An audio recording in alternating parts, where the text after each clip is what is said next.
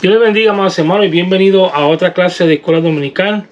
En este día tenemos un tema bastante interesante, que es el estudio número 4 bíblico de nuestra guía dominical. Sí, se titula "Se abre el Jordán delante de los hijos de Israel". Y fíjese, en la clase de hoy vamos a dar cuenta que Dios, número uno, no hace excepción de personas.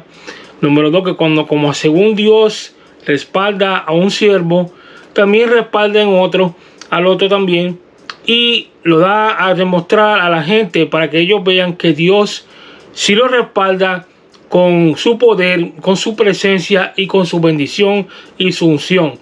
Y vamos a ver aquí cómo que extraordinariamente Dios pues se da a demostrar él mismo el amor hacia su pueblo, y a la misma vez sigue trabajando con ellos de una manera poderosa, como lo hizo con un líder, también con el otro.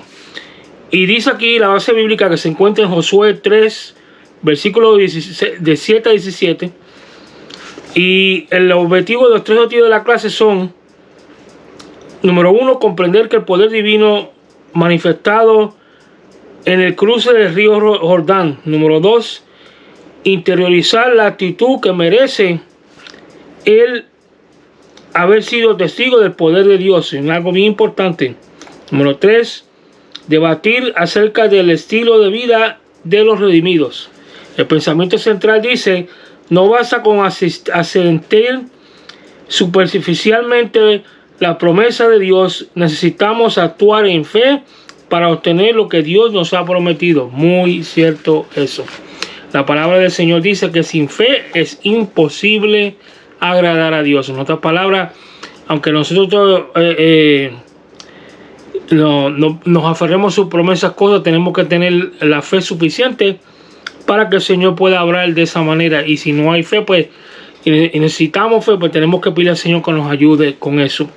El texto bárbaro dice: y aquí al arca del pacto, del Señor de toda la tierra pasará delante de vosotros en el medio del Jordán. Josué 3:11.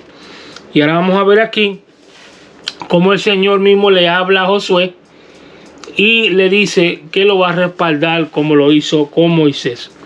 En Josué 3:7 dice: entonces Jehová dijo a Josué: desde este día comenzaré a engrandecerte delante de tus ojos, delante de los ojos de todo Israel, para que entiendan que como estuve con Moisés, también estaré contigo, como acabamos de decir. Tú pues mandarás a los sacerdotes que llevan al arca del pacto, diciendo: cuando hayáis entrado hasta el borde del agua del Jordán, pasaré en el Jordán. Y José dijo a los hijos de Israel: acercaos y escuchad la palabra de Jehová vuestro Dios. Y añadió Josué: en esto conoceréis que el Dios viviente está en medio de vosotros, y el que echará de delante de vosotros al cananeo, al eteo, al hebeo, al fereceo, al jereseo, al amorreo y al jebuseo. Y aquí el arca del pacto del Señor de toda la tierra pasará delante de vosotros en medio del Jordán. Tomad pues ahora 12 hombres de la tribu de Israel, uno de cada tribu, y cuando las plantas de los pies de los sacerdotes que llevan el arca de Jehová del Señor de toda la tierra se asienten en las aguas de Jordán, las aguas de Jordán se dividirán, porque las aguas que vienen de arriba se detendrán un montón. Fíjate, Dios hablando aquí que se va a detener un montón. ¿Te imaginas eso? Eso es algo terrible. Eso, cuando Dios dice un montón, porque es un montón. Continuamos leyendo, dice: y aconteció que cuando partió el pueblo de sus tiendas para pasar a Jordán con los sacerdotes delante del pueblo llevando el arca del pacto, cuando los que llevan el arca entraron en el Jordán, y los pies de los sacerdotes que llevaban fueron mojados a la orilla del agua, porque el Jordán suele desbordarse por todas sus orillas y todo el tiempo de la siega. Las aguas que venían de arriba se detuvieron como en un montón y bien lejos de la ciudad de Adán, que está al lado de Zaretán, y las que descendían en el mar de Arabá, el mar salado, se acabaron y fueron divididas, y el pueblo pasó en dirección a Jericó.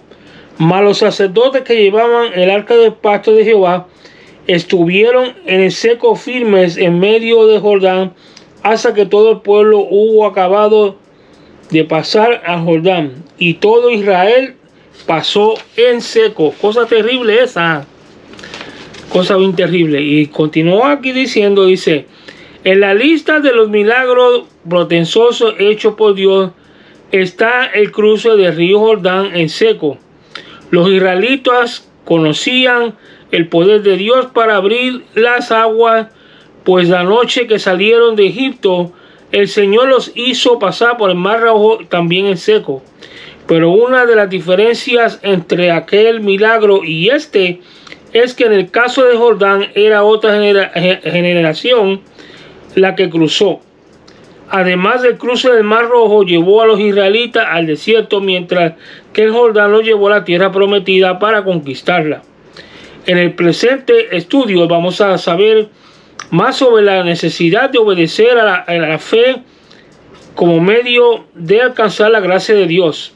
El libro de Hebreos presenta la incredulidad como la causa principal que impidió a muchos poseer a Canaán. Creer de todo corazón es indispensable para recibir la gracia divina, así como fue determinante la fe en los hebreos para apropiarse de la tierra prometida.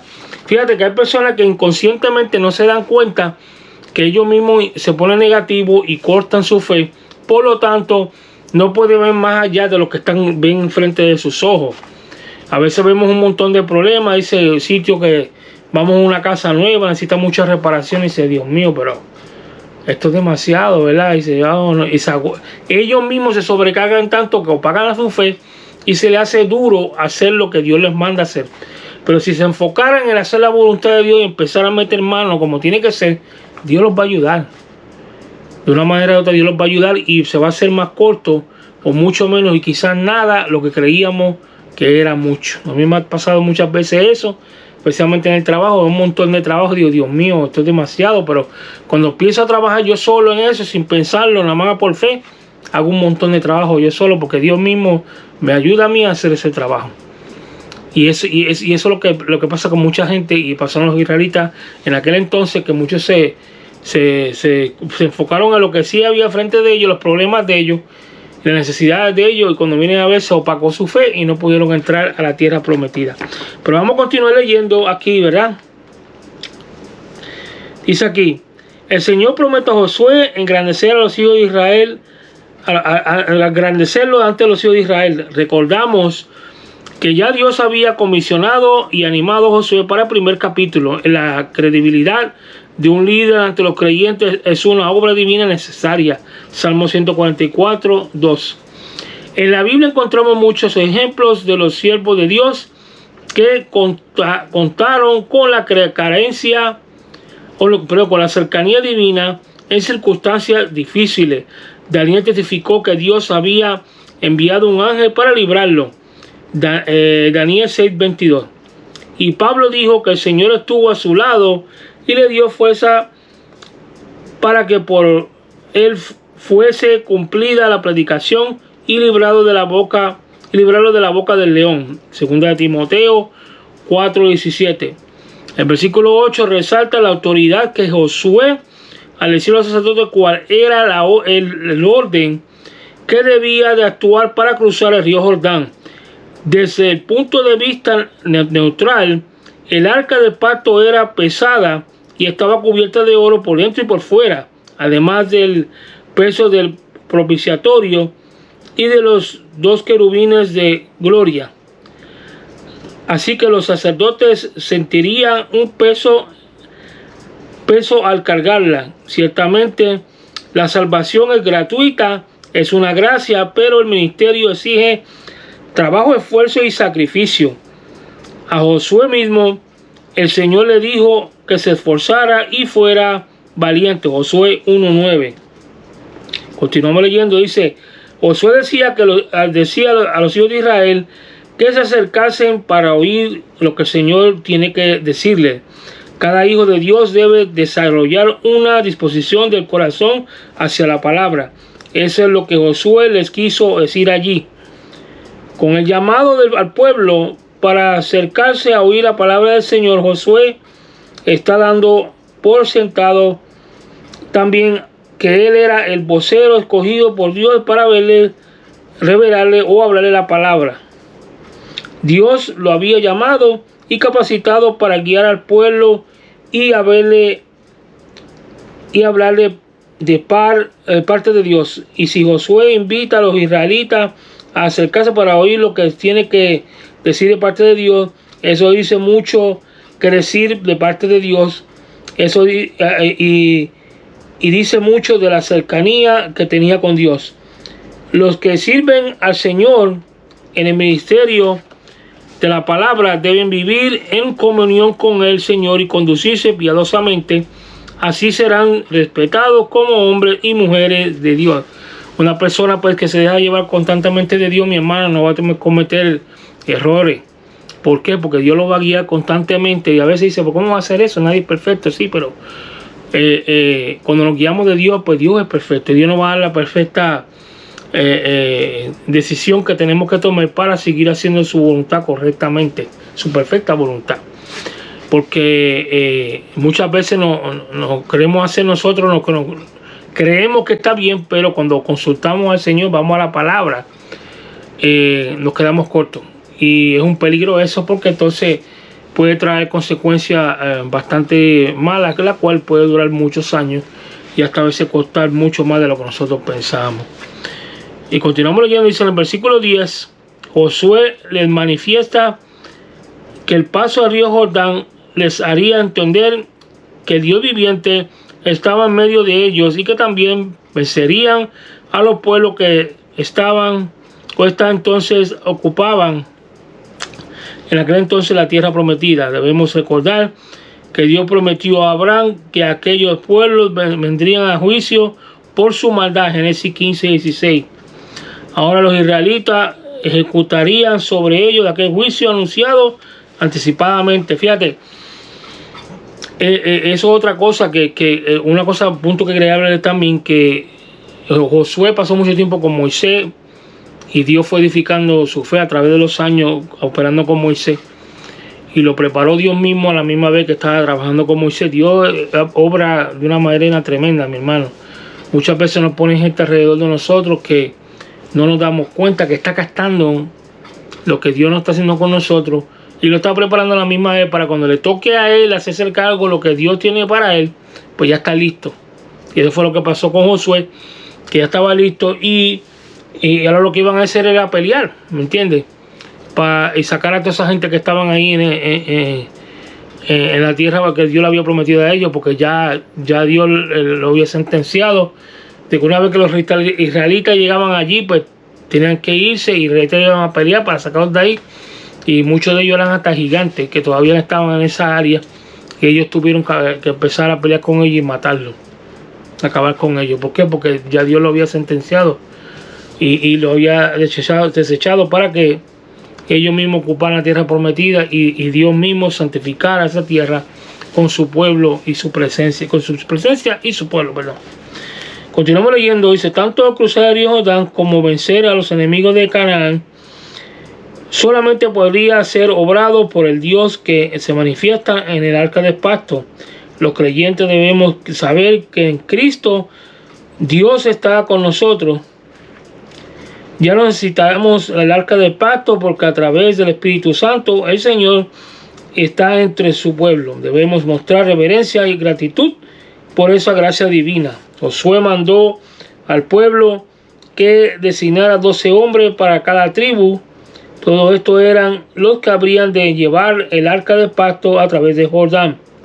Recordamos que eran los sacerdotes quienes llevaban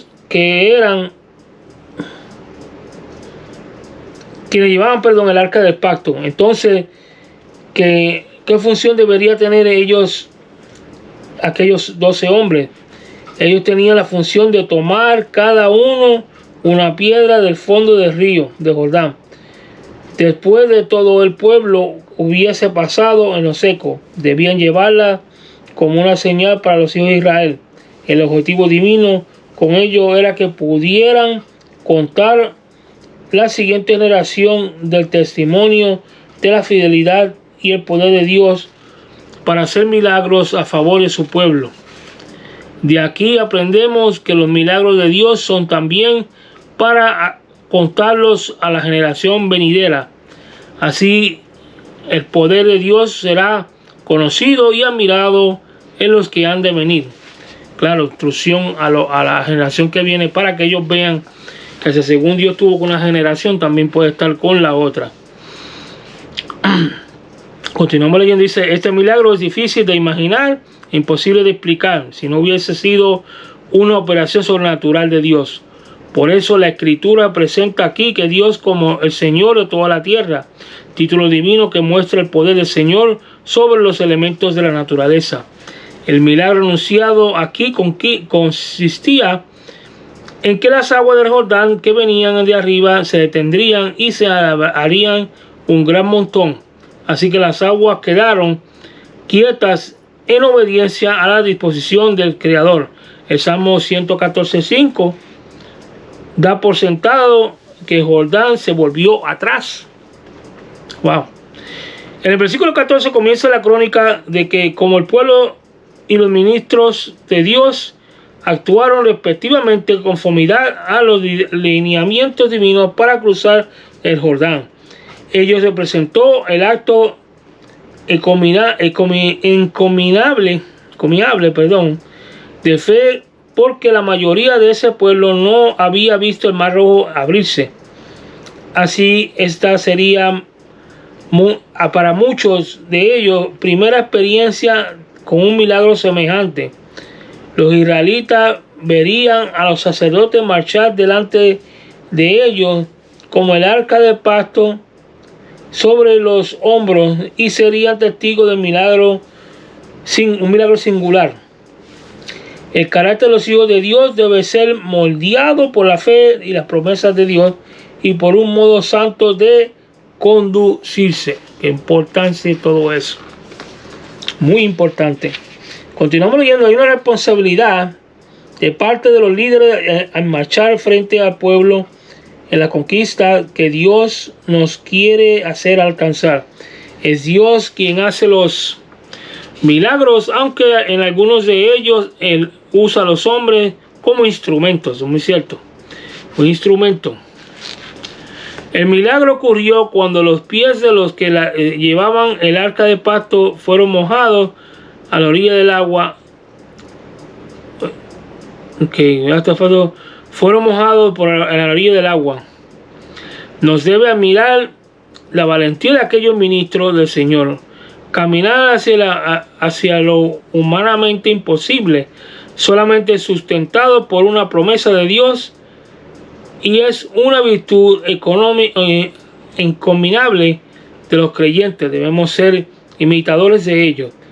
El hecho de que el Jordán estuviera desbordado por las orillas mide la grandeza del milagro y la fe de los que obedecieron en atravesarlo. Ellos podían caer en el agujero y ser arrastrados por la corriente de agua, pero avanzaron valientemente con la confianza puesta en lo que Dios había prometido.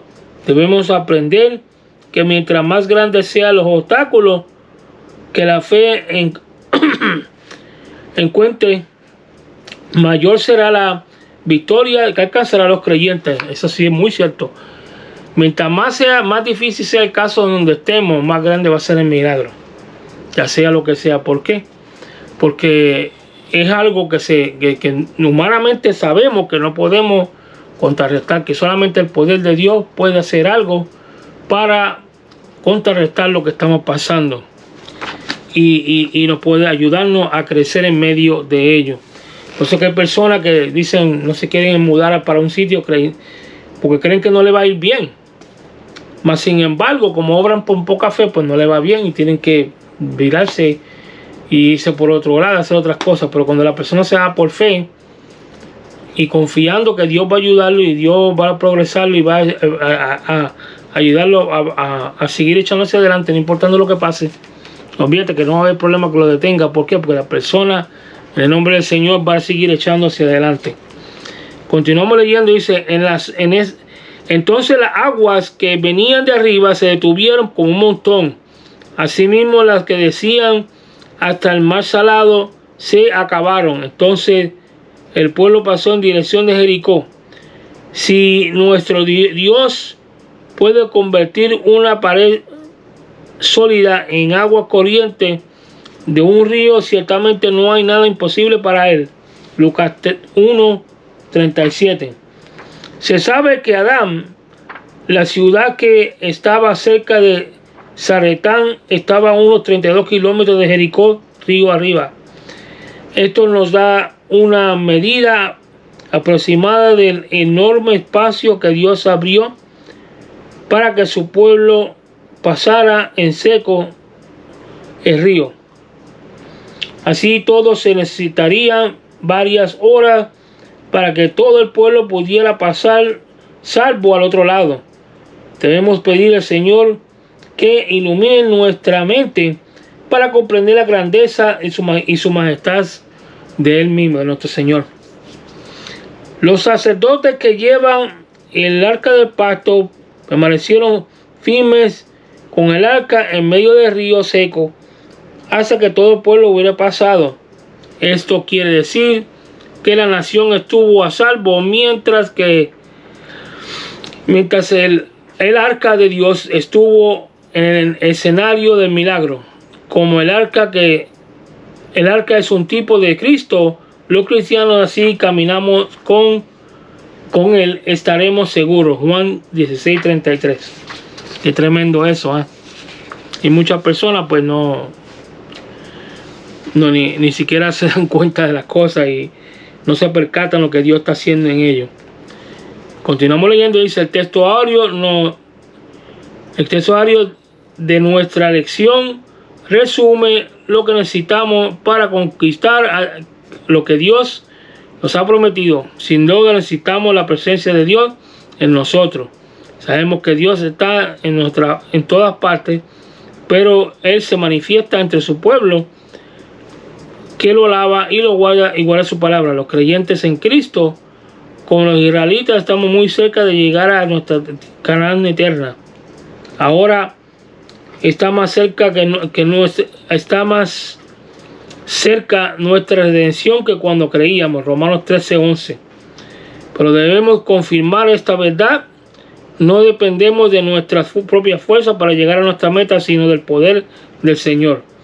Por tanto, debemos cultivar una actitud de fe que nos permita avanzar hacia el logro final de la vida eterna.